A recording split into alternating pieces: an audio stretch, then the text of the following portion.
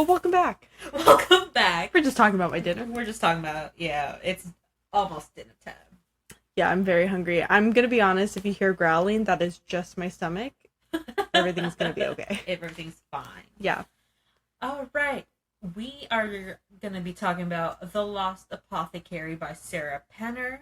Can I just give a round of applause to this cover art? Yeah, shout out to the cover because it's beautiful. It is beautiful. I could have hated this book and still kept it because the cover is too pretty. I almost think we bought this book based off of the cover. Not that I really don't know if I've really heard about this on BookTube or Book Talk or anything. I haven't. Yeah. No. Just solely because of the cover. It's so pretty. Yes, and I'll have to pull up, because I can pull up Goodreads and do the ratings and stuff for it. Should we just say our ratings right off the bat? Should I read the back? Read the back? I can. You're multitasking here. I know I am multitasking, and it's terrifying to say the least. Okay, here we go. All right. In 18th century London, women whisper of a hidden apothecary shop and its mysterious owner, Nella, who sells well-disguised poisons to use against the oppressive men in their lives. Nella's dark world is no place for her newest patron, a precocious... It's been a long day, guys. Precocious 12-year-old named Eliza Fanning, but their unexpected bond sparks a string of consequences that echoes through the centuries. 200 years later, aspiring historian Caroline Parswell is running from her own demons when she discovers a clue to London's long unsolved apothecary murders. Caroline's impending presence soon collides with an explosive history, binding her fate to Nella's and Eliza's in a stunning twist that transcends the barrier of time. So I rated this 5 stars. I keep going back and forth between a 4 and a 4.5. I loved this book. It was really, so much. Really good. To the point where one night I had to force myself to put it down so I could get at least 7 hours of sleep before work. So this was a historical fiction, which I don't read too often. I don't read too often either. It's pretty sporadic for me. I really like. This is her debut novel. Yeah, it is, and I don't know if it's come out yet, but she does have a second one. Yeah, I have information on that. Oh, good. Yeah. See, Mel's on top of it. I was not prepared. I even forgot the book in my car. I had to go back and get it. Yeah, I rated it a 5. I really loved it. I liked, because I'm definitely a history buff. I mean, I don't think I've talked about it on the channel yet, but I'm the genealogist of the family. I love genealogy, history, all that stuff. And you're really good at it. Yeah, it's taken me years. And so I liked the aspect. I think at one point I should have tabbed it, but at one point Caroline said that she liked doing history because she likes bringing people back to life. Because I mean, there's a lot of people that they didn't do big things. Yeah. Just your average person. And that's kind of like what I do in a sense. If I put people and photos to names and I don't know, give them their occupation and they're actually like a person. So I think I really like that. But on Goodreads, it has 3.76 stars. It has 200, a little under 262. Okay, that's not rating. Bad. Yeah, it's like it's not like 261,974. So just below 262,000 ratings. It's mainly 4 stars. Yeah, is what I'm seeing. I'm gonna say though, I was reading some of the ratings from other people. Some people are brutal. Oh, one lady named Claire a year ago rated this a 1 star and said this concept needs to be confiscated from Sarah Penner immediately and given to literally any other writer. Oh my god, isn't that wild? I thought it's a really cool concept, and I thought she did it really well. I thought she had the characters brought to life extremely well. I thought she did a really good job of even explaining like the surroundings. I thought it was really easy for me to kind of be like put in that time frame. So it's kind of hard in this, not hard, but every chapter you go from, I think it was 1791, 92, right, to present day. But it says it in the chapter, so it's not hard to figure out. Plus, I mean, you're following different characters. So Nella and Eliza are from the past. and Yes. then it's Caroline, and then her husband, problematic husband, Her husband James. pissed me off. Ugh. But we'll get to him. We'll get there. And then there was the person that helped with the mudlarking. Yeah, I forget what his name Bachelor is. Something, yeah. I literally just finished this book, and I'm like, I don't know. I guess I could open it and find out. And then also Gaynor, which was... That's how I read it. His Something daughter. Like that. Yeah. I also really liked that at the beginning of this book, there's a map. Yeah. I don't know. It just gave it a special touch. I thoroughly enjoyed it. So my only issue was I wanted more Nella. This whole book could have just been about her. Yeah. I didn't really care much about Caroline. It didn't bother me, but I really didn't find it necessary. I did have one problem with this book that I forgot. The ending upset me. Which one? The past or the present? The present. So, I mean, I guess... What about it? That she threw away the bottle. I'm like, why wouldn't you keep it? I know, I would definitely keep it. Yeah. When I read that, I was like, what are you doing? Let someone else... No. So... Keep the bottle. I mean, it's not really a spoiler. So, really. Basically, James and Caroline's the present day character, they are celebrating their 10-year wedding anniversary, and they are going to spend a week in London. Like that, yeah. And the night before they go, she finds out that James has been cheating on her.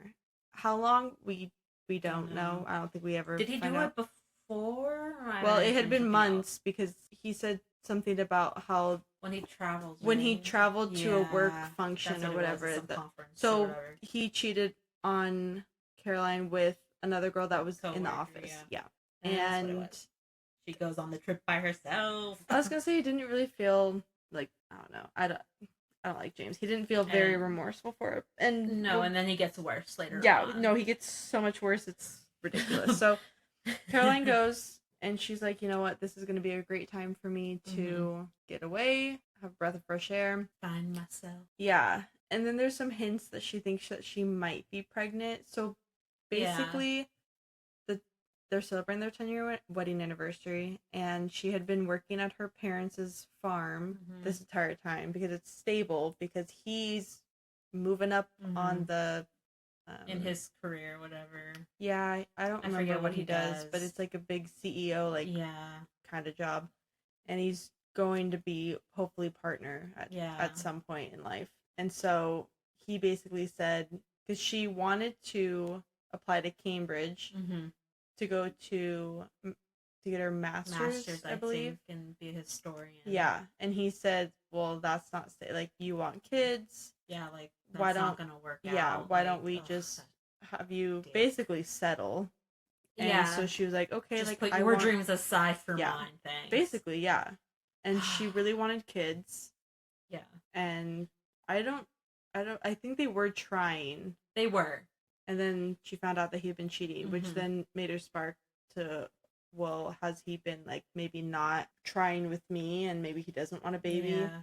So then, of course, when she gets to London, she's throwing up and not feeling good, and then she starts panicking that maybe she's pregnant, and... Yeah. And she's not pregnant. Trip, she doesn't end up being pregnant. Thank God. Because who wants a child with that? He's a horrible man. He's an awful person. He really... Like, the gaslighting for me... It's like I was looking into my past. I was like, whoa. I was like, whoa. Oh my gosh. Oh, wow. But while she's on this trip, she kind of avoids having to do an itinerary. She's like, I'm just going to do what I want in the moment. I'll just keep going. And she finds out about this mudlarking thing. And she just goes with it. It's one of those tours where the tour guide's like trying to get people to go. Yeah, they're like up and down the street. Yeah. Like, all right, we're gonna leave in 20 minutes. And he says the first trip is free. So basically, what mudlarking is you're going to... I don't think it's determined by the destination, but basically they go into, I guess, what used to be a river, or maybe it is still a river. But maybe it's... It seems like it's lower than normal, and so there's some land and shallow water. They can go like up on the side. Yeah. And they basically are looking for treasures. And Just if they little find things, treasures, yeah. they get to keep them. Mm-hmm.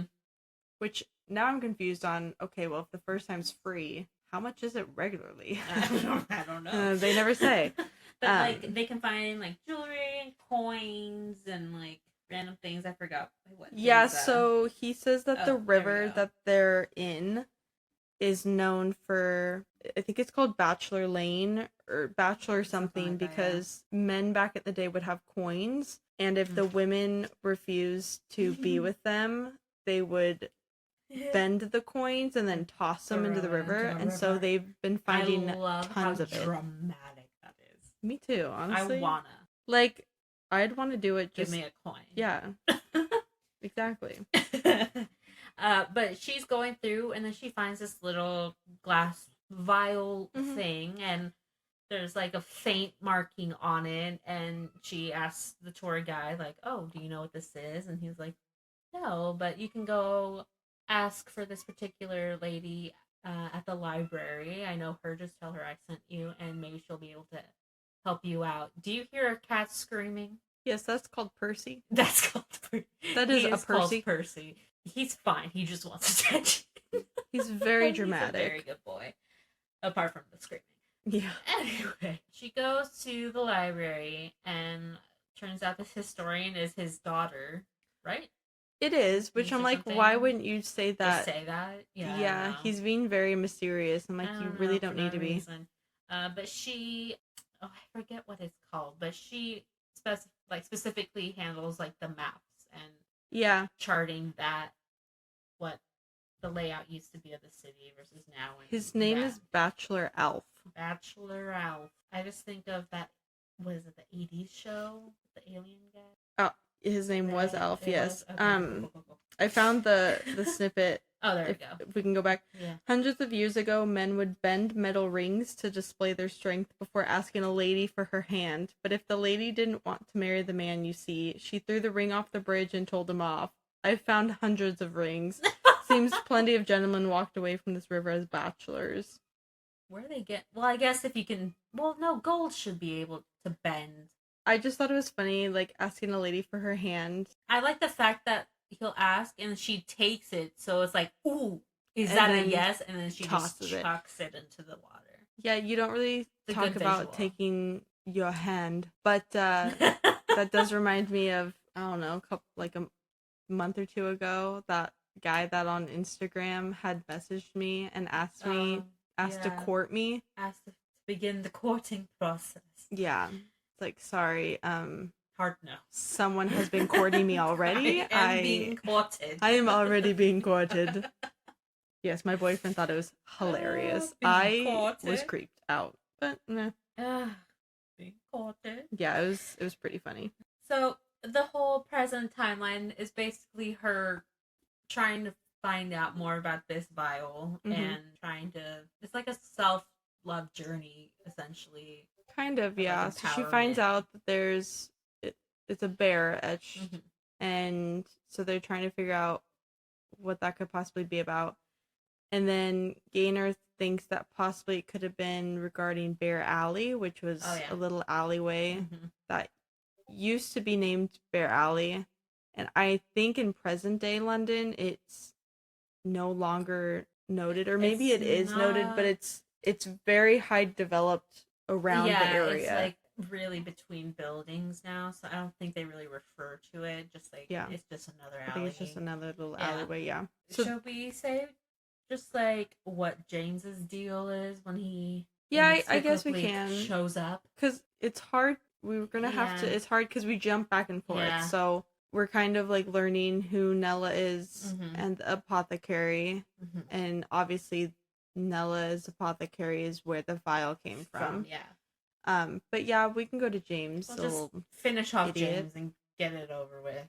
Yeah. So James decides that he's gonna fly to London without he tells her, but after he already booked. Yeah. And so, of course, sends Caroline into a panic because she doesn't want to see him. Yeah. And obviously he knows where she's staying because they had booked the hotel together. So then he shows up and he's, of course, like asking for her back and all this stuff. Yeah, let me take you to dinner. We can work on this. Blah blah blah. Yeah, and she's like, no. Yeah. Please leave me alone. Like, I didn't even want you to be here in the first place. Yeah. And he's like, well, I don't know what you want me to do. It's like, fly back home? Yeah, why'd you show up at all? But it's the next day where he starts feeling sick, and he asks Caroline for, like, oh, do you have any medicine or anything? And she's like, well, no, but I have some eucalyptus oil in the bathroom. Yeah. So he goes to use that. Turns out he drank it. Yeah. You're supposed to rub it on your neck, kind of like vapor rub. Yeah. And I thought that was obvious. Yeah. Or at least read the instruction. Like, he said, like, oh, I thought, I don't know, I thought you told me to drink it. Like, I don't see where that can happen. According to James, he had asked for Dayquil. She said she didn't have Dayquil, she had this. So he's thinking, oh, that's a direct substitute of Dayquil. So because I can't drink Dayquil, I'm going to drink this oil. Which I'm like, it clearly says danger. And it does not taste, but it definitely doesn't taste like it should be in your body. He's an idiot. So then, of course, he's obviously throwing up. He's throwing up blood. And during this time, I mean, we'll go back a little bit, but Caroline's finding some more information on the apothecary. And so she's had some notes written in her journal. Obviously, a little suspicious. Yeah. Obviously not the best things to write in a notebook of dosing to kill. Yeah. And so then, of course, when she calls paramedics sees the journal, calls the police. They think she's trying to poison her husband, who willingly told them that they're having marital problems. Yeah. Which I'm like, you don't really need to say that. Also, she just left the notebook out. So, like, why would he... Anyway, so she has to do, like, an interrogation, and she's, like, trying to seriously prove that, like, no, seriously, I'm just looking into this vial. Yeah. And a historian comes and vouches for her, and then they go to James's, I was going to say hotel room, his hospital room, and she walks in with the police officers, and he's like, what's going on? And she's like, they think I'm trying to kill you, and he was like, no, I drank it myself because I'm dumb, essentially. Yeah, and then we find out that James had drank it on purpose to try to win Caroline back, which I'm like, how does that... So, like, he would get a little better and then they can fly home together. It's like, no. Yeah, so basically what had happened was Caroline had told him that, like, they are going to be separated, and he goes, on my deathbed. Yeah. She's like, what? You're talking to me. Yeah. Oh, my lord. Yeah, he was, like, really making me mad. Really awful guy. The gaslighting for me was bad. So bad. Yeah, so we don't like James. We do not. And James goes home a single man. That's the end of James. But bouncing to Nella's perspective. Yeah, so Nella, her mom owns the apothecary. And taught Nella everything. Yeah, and I don't know how long, we never find out how long it's been in their family, but or like how it started or whatever. So Nella and her mom ran the apothecary together. It was just the two of them. Nella's dad was, I believe he was a fisherman that had only been there for like a month or two, and then left. So her mom only helped women, really, and she would keep a ledger of everyone's names and which, like, and what she gave them. So then I think her mom passed, and then she met Frederick. Yeah. Okay, so her mom passed. She now has a store. She meets Frederick. I don't remember what Frederick was there for. Oh, it was like his sister-in-law or sister. No, it was his sister who was having very bad cramps. That's right. And he was sent there by her to get something to help with. Yeah. So she made that, and he left. And then, of course, she fancied him. He fancied her. They had this fancied. And I'm using my old terms today for this book in the 1790s. I'm sure frolic is going to come up at some point. I love that word, frolic. And so they started seeing each other a lot more. And then she ends up pregnant. Nella does. Yeah. And obviously in 1790, That is very frowned upon. no. That is a double no-no. And so then he's saying that he's gonna wed her. Yeah. Everything's gonna be fine. We'll be a family. Yeah. So then he takes her on a picnic, and I want to say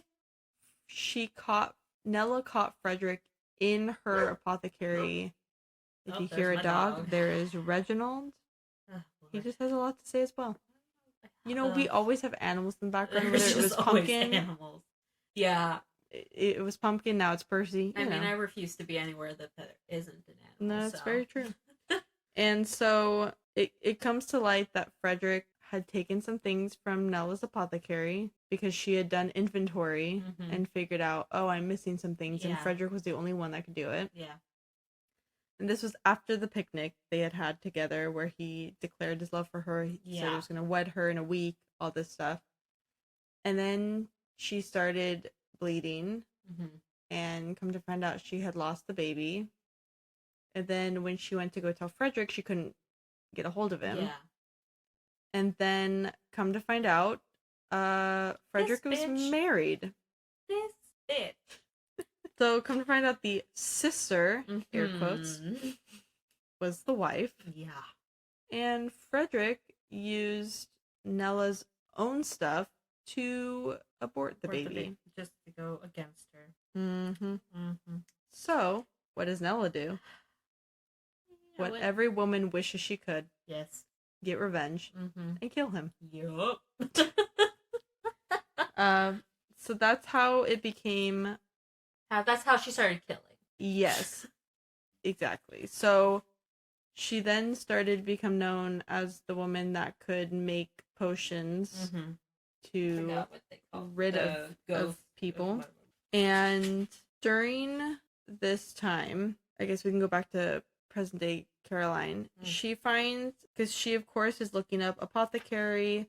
She's looking up she's looking up keywords that you would find to try to figure out what was going on. And she was looking in the early 1800s, when in reality this was all happening in the 1790s. But she had found an excerpt from a hospital. I'm trying to find the page as I'm talking. Can you tell I'm multitasking? Probably. That someone references the apothecary, and that also opens up the door of, oh, this might be like a murder apothecary. A murder. Yeah, I know it's in here somewhere. You would think I would get used to tabbing things. Well, I wanted to read the excerpt. Not expert. It's been a long day dealing with insurances. I'm trying to find where it is. Oh, no. Oh, no, it's towards the beginning. Oh, I found it. No, I found it. Okay. October 22nd, 1816. To men amaze, I could have showed them all they'd wish to see at Bear Alley. Oh, so that's what she had done. She had looked up Bear Apothecary, and then this is what Bear Alley, yeah. That a killer need not lift her long, delicate hand. She need not touch him as he dies. There are other wiser ways, vials and victuals. The apothecary was a friend to all of us women, the brewer of our secret. The men are dead because of us. Only it did not happen as I intended. It was not her fault, the apothecary. It was not even mine. I lay blame unto my husband and his thirst for that which was not meant for him. So, of course, she's reading this, and she's thinking, okay, so there's a killing apothecary, basically, is what she's trying to figure out. So, then we go back to Nella, and one day, so Nella works through her apothecary in the sense of she's behind a secret door. Yeah, there's a secret room behind her apothecary, and it's just word of mouth of women telling other women about her. Yeah, and in front of her is an empty room that only has a barrel of pearl wheat or something like that. Pearl something. It's a very bare room. Yeah, and so if someone search it just looks like a storage. Yeah, something. So women know from other women that if they want to kill someone, they will write a letter and saying who it's to and when they are going to come and pick up the potion. And so that's when she knows. She never knows who it is until they come and pick it up. Yeah. And that's when she keeps a ledger of, she'll write the person's name, who the potion's going for, what ingredients she used, and I want to say how, because some of her potions are different. Like, we'll talk about Eliza, but Eliza, when she picks up the poison, it's in eggs. So she's able to hide them in different ways other than just vials. And, and then she writes the date. Yes, and she writes the date, and it's kept in all a ledger. And of course she makes other potions that aren't poison. Yeah, so it's just mixed of the good and the bad. Yeah. So then we meet Eliza. Eliza she's not a maid. I don't even know really what she is, like to be honest. Kind of. So yeah, so her parents basically sold. Well, they didn't sell her. I mean, they kind of did, I guess. I don't know how to traded her. I don't even know. She works for this wealthy family, and basically the headmistress has a hard time writing. She has tremors, and so Eliza now writes for her and transcribes everything, and that's how she learned how to read and write. And it's come to light that the master of the house, has been touching her, molesting her. Yeah. Well, I was gonna go with the lighter version. Oh, you get it. Yeah. Okay. He was doing bad things. Anyways. And so, of course, the lady of the house found out and was like, you know what? We're going to kill my husband. Yeah, she's like, I'll take care of this. Yeah, so she had Eliza write her a letter to Nella. And she knew Nella because she has given her stuff for her tremors before, but her tremors were so bad that it didn't work anyway. Yeah, so Eliza went to go and collect it, and it was supposed to be in eggs, so that way Eliza, who is 12, would cook the eggs. She had 2 regular eggs and 2 larger eggs, and the larger eggs had the poison in them. So she would cook the 2 for and then 2 for him. And she kind of, like, I don't know, takes a liking to Nella. She's just really fascinated by, just the potion making of it, I guess. Yeah. Which I would too. Yeah, I'd be too. So she goes back to, it's the Amwell house. She cooks the eggs, and he eats the eggs. Boy, does he. Yeah, and he dies. Yes. Yeah, he does. Yes, he does. Yeah. And what happened? They, mid-panic, because Eliza kind of just realizes, oh, I really did kill a man, and she, runs to the living room or something, and the mistress is trying to get things set up, and Eliza then gets her period. Yeah, and she her first period ever, and she was never told about this. And so she just sees that she's bleeding, and she's like, oh my god, he's haunting me. Yeah. And causing me to bleed. And in the midst of all this, she tries to tell the mistress, but she doesn't really get it out, actually, what's happening, and so it's kind of looked over. Yeah, so then she goes back to Nella to try to see if she can, because she thinks Mr. Amwell's a ghost, yeah, and so she goes back to Nella and is just like, I need you to get rid of a ghost. I need something for a ghost. And she's like, there's no such thing as a ghost. Can't do that. And so while she is with Nella, another person comes in. Ugh, this lady. Well, no. She had gotten this letter from another lady that wanted a poison. She was going to come pick up. Yeah. And so while Eliza's there, the lady comes, and come to find out it is for her husband's mistress. And Nella has a rule. She will never poison and kill another woman. Yeah. She only helps women. So when she finds this out, she's like, I'm not going to give you this poison. You're screwed. Yeah. And the lady, of course, freaks out, like, do you know who I am? She's like, actually, no, I don't. She's like, no, and I really don't care. And the poison she made took her, 2 days, because she had to go and collect all these 100 beetles. She had to then go cook them, and then crush them to a super fine powder to the point where it looked liquid. Yeah. And Nella, all throughout the book, is having ailments. Yeah. We never find out what sickness she has. It almost sounds cancer. Yeah, it almost sounded like cancer. I mean, at that time period, she probably didn't know herself what it was exactly. She probably just figured it was her tag. Yeah. Yeah, there's a trend on TikTok going on right now where it's like, say something that would send a Victorian era child into a coma. Oh, yeah. Funniest thing ever. It's good. So, yeah, she knows that, like, time is not on her side. Yeah. So she throws the poison in the fire because this lady's not taking no for an answer. She's like, you know what? Screw it. We're just going to get the poison out of it. We're just, yeah.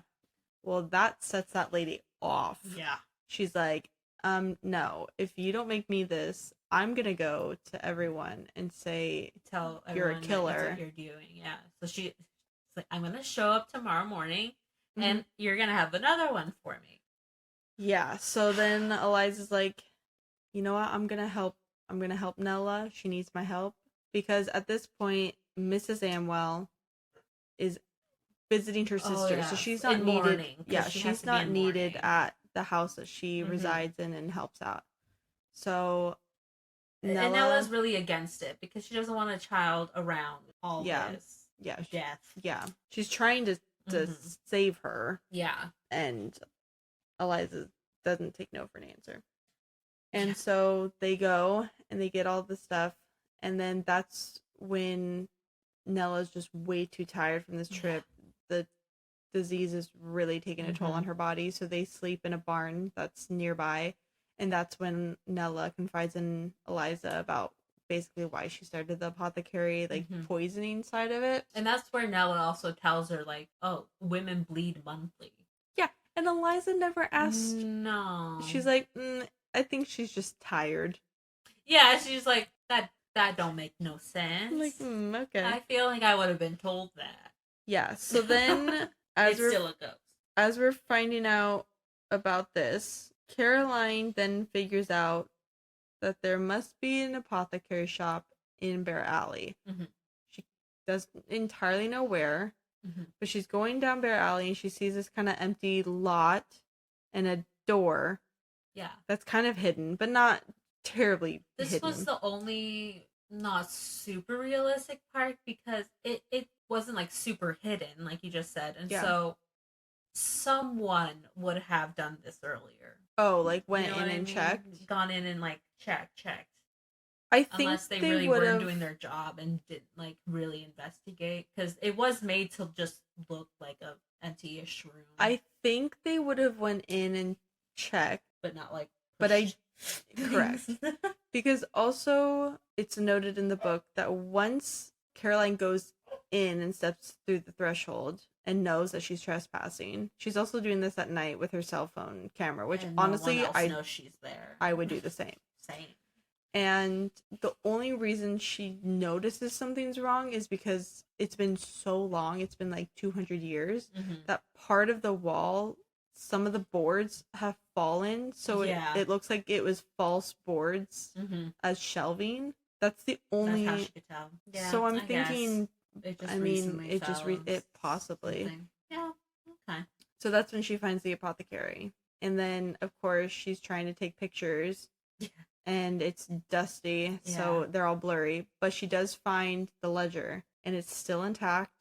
It still has the writing in it. And she takes photos of them. And then, of course, she's got like 3%. So she's like scurrying out of there. Yeah, and it's like super dark, so she needs her phone for flashlight. Yeah. So she does what she can. She gets out. Yeah, all this time while James is upset. Just upset in the hotel room. But that's why she had suspicious toxin recipes. Yes. Because she wrote it down in her own notebook to try to figure out what it actually says, because I mean old-timey handwriting was fading in dust, and so she was trying to figure out what it said. Yes. And it said recipes. So I'm trying to follow like as we were reading the book. Yeah. And it's a little difficult. Yeah. We'll go back to Eliza because like I said, Caroline just found the apothecary. Yeah. At this time, Eliza, they had just woken up from the day after collecting all the beetles. I believe Eliza had saw a book in Nella's shop, and Nella was like, "Oh, my mom got it from this bookstore." Which she gave nearby. It to her right at the beginning before the lady showed up, because she was trying to get her out. She's like, "You can have this book. I don't think it'll work, but maybe you can go to the bookshop because it has like its stamp or something in the front." Yeah, so I will note that She goes to this bookstore. Yeah, it has all the magical arts, is what it's called. Ah. So she finds a book called Spells for Modern Household. It's got weird things. Like brew to assign infant's gender in utero, elixir to extract child's tendency to lie, elixir for restoring breath to the deceased infant's lungs. I'm like, that's very specific. Wow. Yeah. And I'm trying to find what the boy's name. Tom Pepper. Tom Pepper. So Tom Pepper is about Eliza's age. I'd say like 12, 13. And his parents owned the bookstore. His mom had died a week after giving birth to Tom. Something like, yeah. She had given birth a lot. I want to say 9 times, but I feel like that, well, I guess in the 1790s that wasn't crazy. Possible. Yeah. But basically, he was born deceased, and she used the elixir for restoring breath to the deceased infant's lungs to bring him back to life. And then she passed away, which is very sad. And so it's just Tom and his dad that own the bookstore, and Tom basically took a fancy to Eliza, and Eliza took a fancy to him. And so he said, you can keep the book, and if you use, I don't know, he was trying to be sneaky. Yeah. Basically was saying, no matter what, come and see me. Tell me about it. Yeah, basically. So then Nella's trying to figure out how to basically keep herself alive. I mean, she knows that things are not looking good for her. Yeah, after the bookstore, she goes back to the house where police are investigating because one of the maids said that the mistress had poisoned the husband. Yeah, so Lady Clarence, that is who... Lady Clarence. She was going to put the poison in a drink and have the mistress, who, by the way, is also her husband's cousin. That's right. I read that. I was like, okay. There it is. Checks out. Yeah. 1790s. Okay. So Miss Birkwell is the cousin / mistress, and that's what the drink was supposed to go for. Well, Lord Clarence, dead. Yeah. He dead. He dead. Yeah, he real dead. Dead. And come to find out, the maid figured out that snitch. Big time. Yeah. Oh my god. Yeah. So she took a wax imprint of the vial, and it also came to light that, so as we had said before, Eliza was helping Nella finish this. Yeah. And Nella goes, oh, hey, just go pick go get the vial. Any vial and put it in. Well, she picks one that used to be Nella's mom's back in the day when everything was fine and they didn't have to hide. So the good legal stuff she sells goes in a vial with a bear saying the shop's name, and the poisons go in a vial that are blank. Oh, when I read it, I assumed, because I thought she had kept a couple of her mom's old vials when it did say the address. Oh, but that was still when gives out good stuff. Well, yeah, but they gave that out back when her mom would only do good. That's what I read. Anywho, there's 2 vials. No matter what, there's 2 vials. One that has... She chose the one with the shop name. Yeah, she chose the wrong vial. She chose the very wrong vial. And Nella had tried to get the vial back. And they did. Lady Clarence went and found the vial again from the servant and got it back to Nella. And so she thought she was in the clear, but the maid, was she not? Took that imprint, and so they printed it in the paper. And printed it in the paper because it wasn't totally clear. No. But if you knew the shop, you could probably recognize where it's from. Yes. And so Nella is like, "All right, time to go." Yeah. She's like, we've got to get out of here. Eliza feels really bad because she was the one who put it in that vial. Yeah. She wants to use, there's something in one of the magical books. It's a tincture for something. Do I remember what? No, I don't. It was like for good luck or good getting rid of bad fortune or something like that. And so she snuck into the apothecary to start making it, and Nella comes back like, what are you doing? You know what? It doesn't matter. I need to go. You need to go pretend you never met me. Yeah. And Eliza's like, but I made it. Yeah, and then as they're leaving, there's three police officers that they see down the alley. Yeah. Because they're already onto them. Yeah. And so then they start running, and of course Nella is dying. I mean, she's coughing up blood at this point. Good. And so they're trying to run. And Nella's like, you know what? I'm just gonna jump from the bridge. Yeah, because she's like, I know how to end this. Yeah. Eliza, like, go off, just say it was all me. Yeah. And they reach the bridge off to the river. And Eliza drinks that tincture real fast. And like, don't worry, Nella, it's fine. I drank it. And then just goes into the river. Yeah. So then Nella, fortunately enough, there's enough people on the bridge that she kind of pretends to be just the public. Like, she wasn't even part. Plus, she was in shock, and so the police assumed it was the lady who jumped off the bridge. And Nella's just kind of like, she's just okay, and kind of backs up, and it's just pinned on Eliza. Yeah. So then Nella goes back to the shop and writes Eliza Fanning, London, ingredients unknown, because she knew Eliza had made something, but she didn't know the ingredients. Know what she made, 12 February 1791, and she wrote that at the end of the ledger. That was the last ledger. entry. God, I could not think of that word. Oh my gosh. And then she had wrote a little thing to Mrs. Amwell to let her know that Eliza had passed away, so she wouldn't come back from vacation. Mourning. Yeah. Mourning. Well, she's pretending to mourn, so yeah, I guess for her it was a vacation. So then Caroline had taken a picture of this page that had Eliza Fanning's name on it. Yeah. And then she had found the, I guess, obit for Lord Clarence, that he died, and then she figured out, oh, well, then this time frame must have been Lady Clarence. So then she asked Gaynor to figure out when Lady Clarence died, which she died in October of 1816, and so she figured out, oh my god, it was her. It was and so then she was trying to figure out, well, who Eliza Fanning was, and if she was a apothecary person, or why. What? Yeah.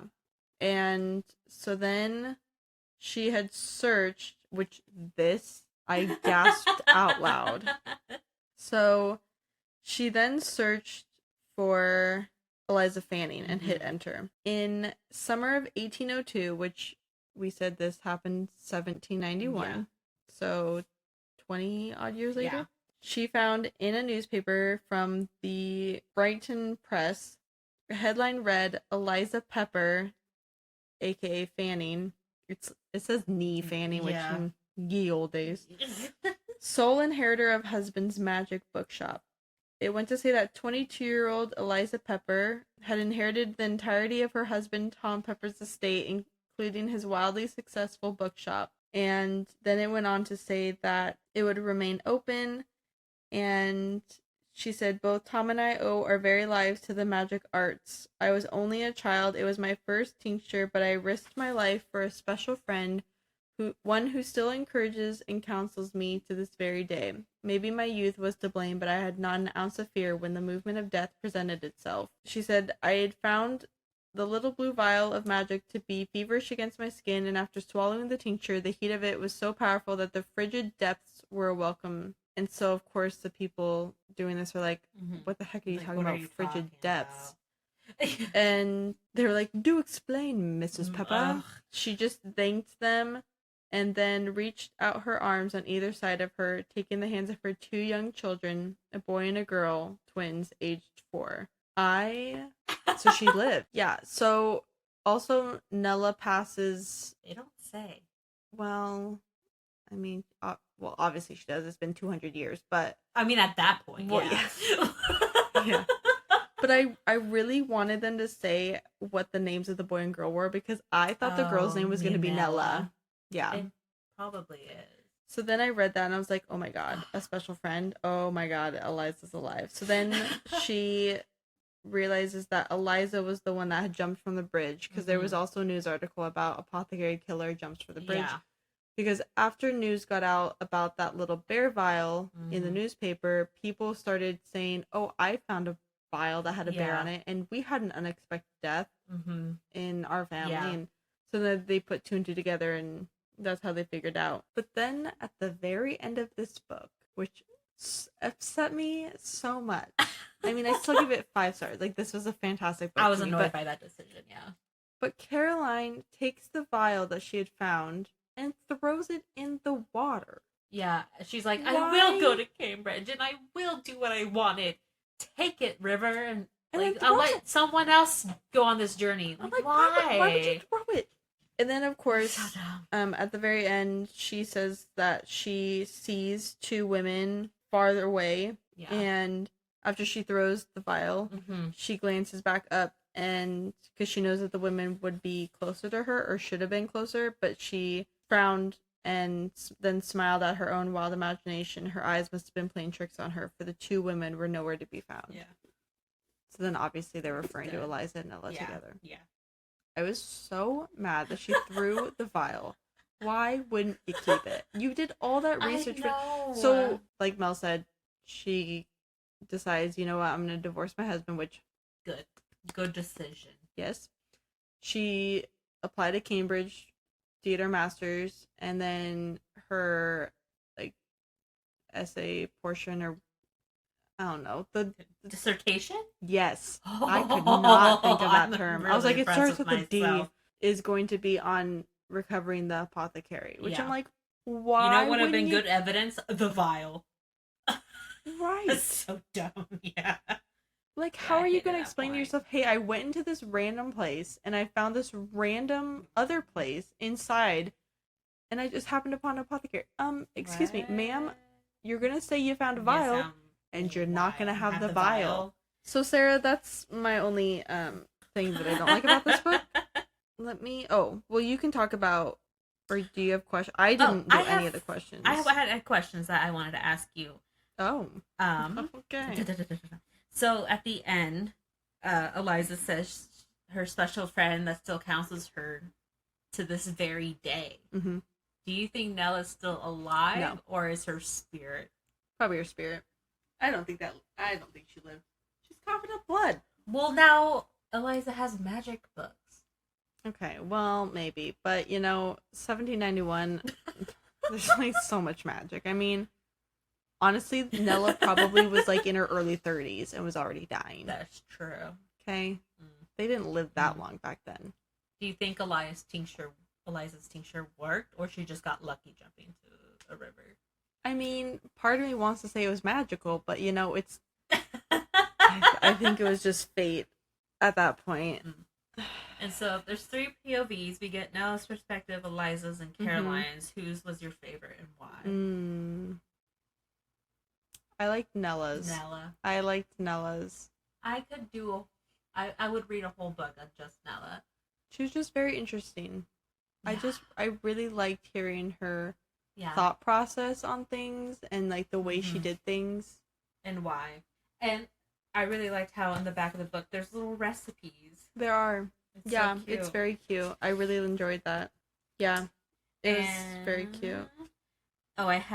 So it says, in 18th and 19th centuries, the largest population of accused poisoners consisted of mothers, wives, and female servants, is one of the quotes that Caroline finds. Oh, Are you surprised? No.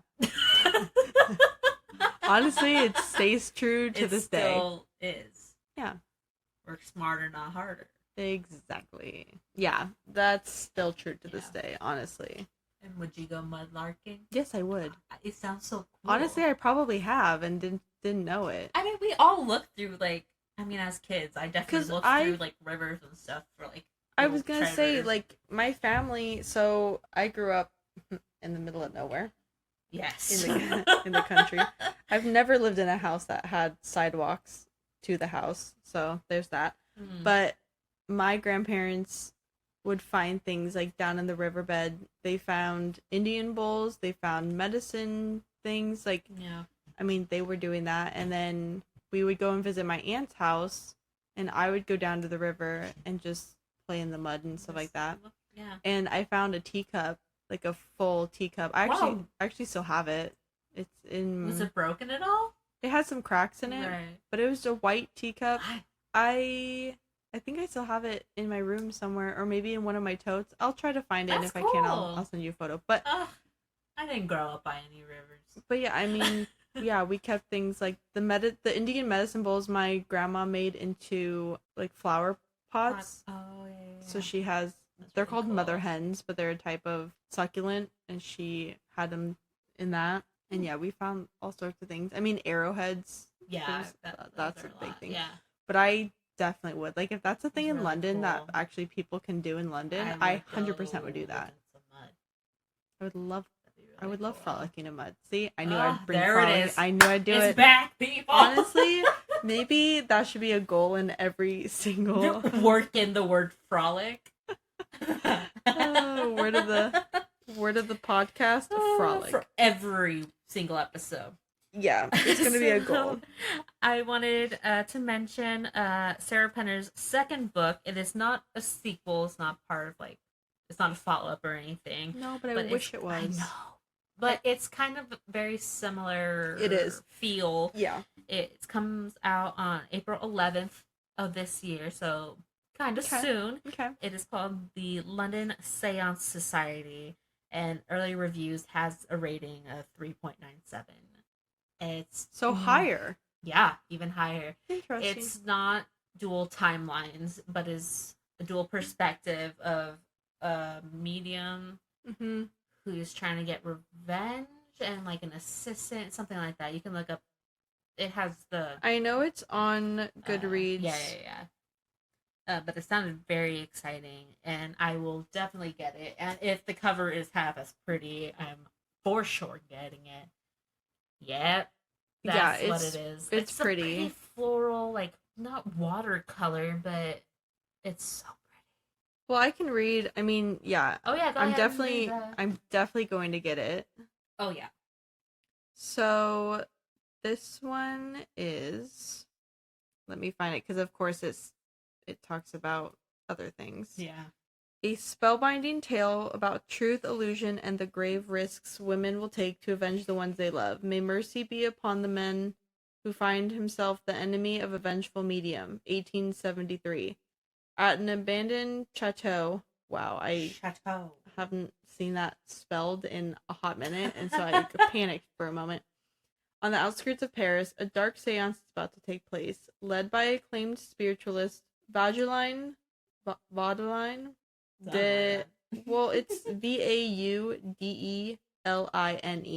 So it's like Adeline, but Vaudeline. Known worldwide for her talent in conjuring the spirits of murder victims to ascertain the identities of the people who killed them. She is highly sought after by widows and investigators alike. Lena Wicks has come to Paris to find answers about her sister's death, but to do so she must embrace the unknown and overcome her own logic-driven bias against the occult.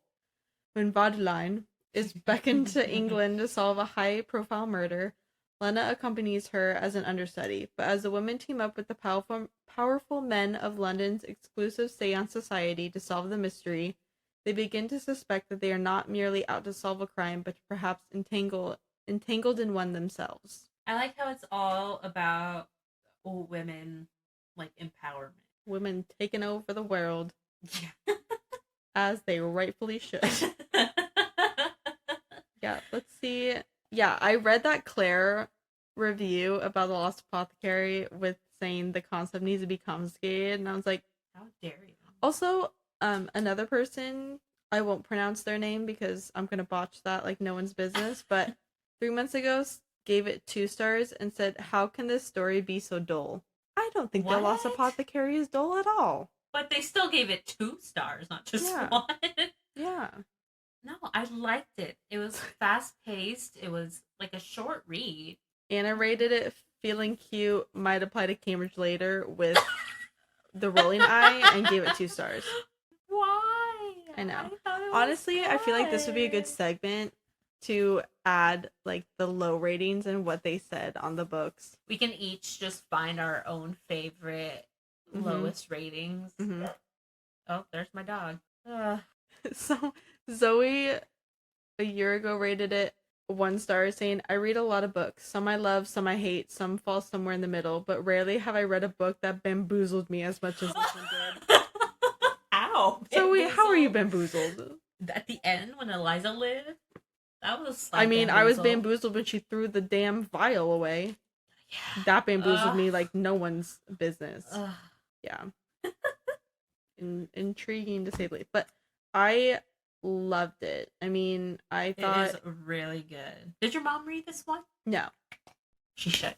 No, she hasn't read many books lately. I'm trying to make her read things we've never... I don't know, the Lucy Square one that I'm obsessed with. It's quite long.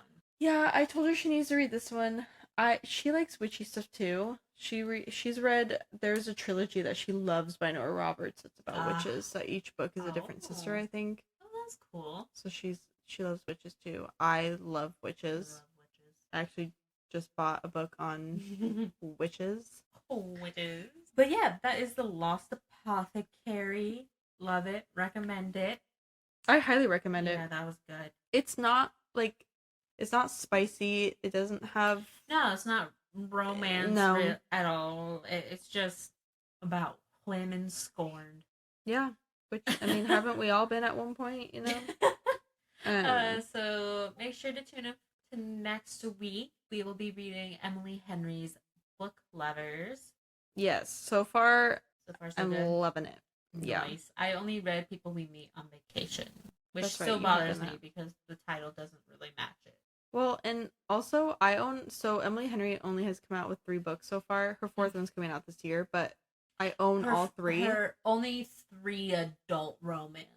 I think she that's wrote right. YA That's right. something. But I own all of them. Yeah. And I haven't read any. Well, here we go. It's a problem that I have.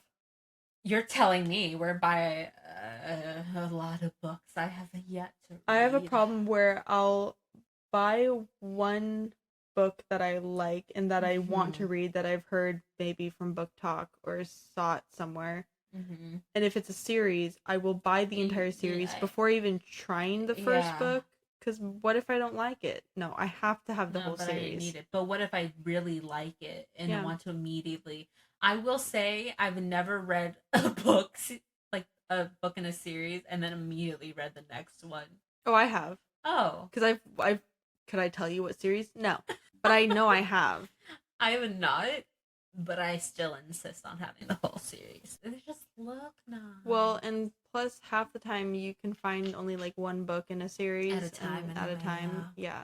So if you want to read it, you might not have it by the time you actually want to read it. Exactly. But yes, Book Lovers is next. Like I said, okay. I think I'm on like chapter 3. I was reading a little bit during lunch. Oh, nice. But check out our Instagram for our schedule. We have one more after Book Lovers. There's one more week after next in January, and then we'll have our February schedule up.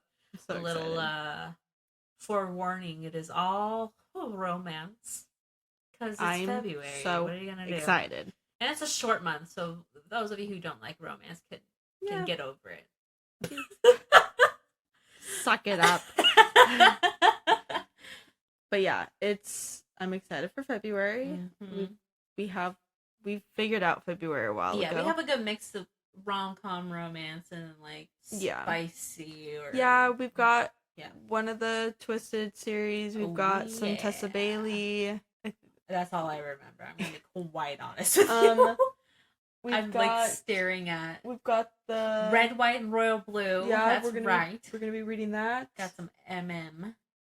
And then was there a Taylor Jenkins Reid one in that? You know, wow, I don't remember. I don't think so. You guys can check out the Instagram and you'll be surprised with us. We'll figure it out. But yeah, we're at Baby Gas Stacks Podcast. Well, and shout out, we got 2 more countries that have listened to us. Shout out to everyone outside of the United States. Thanks for listening to us. Was it India and Australia were the new ones? Yes. Okay, shout out to India and Australia. I'm glad. I don't know how you found us. Yeah, I don't know. But, tell your friends about us. And we need all the followers on Instagram. I think we're only at like 61 right now. Yeah, we should probably post more too. Yeah, Yeah. I'm lucky I remember to post, That's so fair. That is I'm fair. trying my best. Just a slight breakdown. I am trying my best. But I mean, at some point we want to do a giveaway, but we need more followers. So tell your friends, tell your family, and we'll figure that one out. and once we hit a certain amount of people, I mean, we gotta higher than 60. I can tell you that. So tell your friends. On it. Tell your friends. Doesn't matter. Tell I mean, we got a lot of neighbor, people we got a lot of people in the East Coast that listen to us. We do. I don't know how. I don't know. We're blowing up. We just do this. Yeah. For funsies. Yeah. Reading gets me through. I mean, escapism is the only way I survive. Our goal in life, I think, or at least mine, would be to at least someday open a bookshop. Oh yeah, that's mine. Mel and I would love to own a bookstore together and record Baby Got Stacks in our bookstore. In our bookstore. So, I mean, if you have any business people that you know, hook us up. Any loans. Also, give us all your money. Also, just give us a building or buy us lotto tickets. You know, that's almost to $1 billion right now. So there you go. I haven't won that yet. Mm-hmm. That's wild. Yeah. So give us money and give us followers, and we'll be less demanding. Check, and check. All right. Before we make more demands, we should probably sign off. Yeah. Now it's like I'm making my Christmas list. I'm getting ahead of myself. All right. Thanks for listening. Yes, we will see you next week. Yeah. Bye. Bye.